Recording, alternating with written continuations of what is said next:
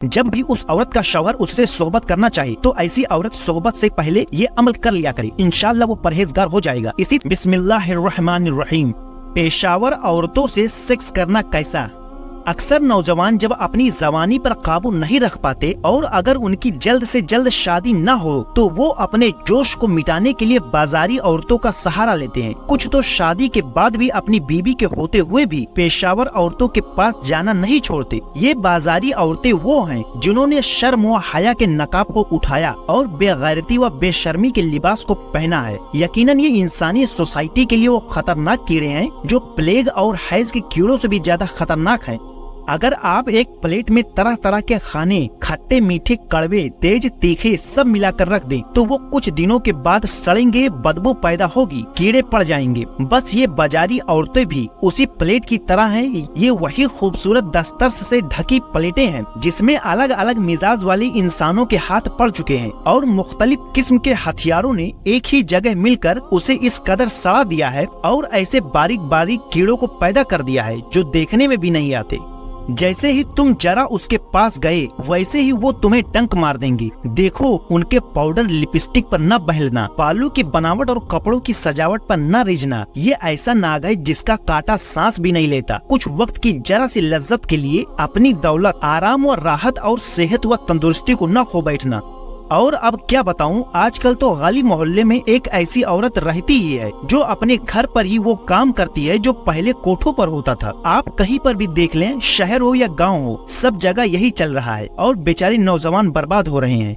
देखो बगौर सुनो, हमारा रब क्या इरशाद फरमाता है कि ऐ महबूब, मुसलमान मर्दों को हुक्म दो कि वे अपनी निगाहें कुछ नीची रखें और अपनी शर्मगाहों की हिफाजत करें। ये उनके लिए बहुत सुथरा है। बेशक अल्लाह ही को उनके कामों की खबर है। और सुनो, हमारा रब फरमाता है कि गंदियां गंदों के लिए और गंदे गंदगियों के लिए और सुथरियां सुथरों के लिए और सुथरे सुथरियों के लिए हैं।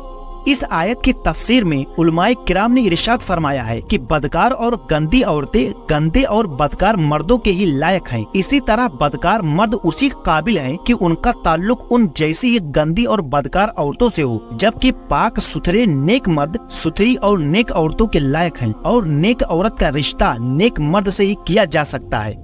हमारे प्यारे आका सल्लल्लाहु अलैहि वसल्लम इरशाद फरमाते हैं कि जिसने जिना किया या शराब पिया तो अल्लाह ताला उसमें से ईमान को ऐसे खींच लेता है जैसे इंसान सर से अपना कुर्ता निकाल लेता है। इस हदीस पाक को पढ़कर वो लोग दिल से सोचें जो पेशावर औरतों के पास जाते हैं और जिना जैसे खबीस गुनाह का इर्तिकाब करते हैं। ताज्जुब है, कोई मुसलमान होकर जिना कैसे कर सकता है। खुदारा ऐसे लोग अब भी होश में आ जाएं, वरना फिर उन्हें मौत ही होश में लाएगी। लेकिन याद रहे, उस वक्त होश किसी काम का न होगा। उस वक्त होश भी आया तो क्या। मदनी ताजदार प्यारे आका सल्लल्लाहु अलैहि वसल्लम इरशाद फरमाते हैं कि अल्लाह ताला अपने बंदों से करीब है और कोई उससे मगफिरत मांगे तो उसे बख्शता भी है, लेकिन उस औरत को नहीं बख्शता जो अपनी शर्मगाह का नाजायज इस्तेमाल करती है। हजरत इमाम गजाली रजी अल्लाह अन्हु से रिवायत है कि इब्लीस को 1000 बदकार मर्दों से एक बदकार औरत ज्यादा पसंद है। सोच लो।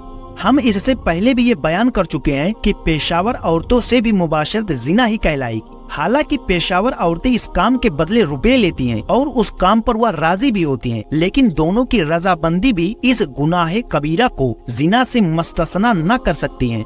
बदकार से नेक बनने के लिए अमल।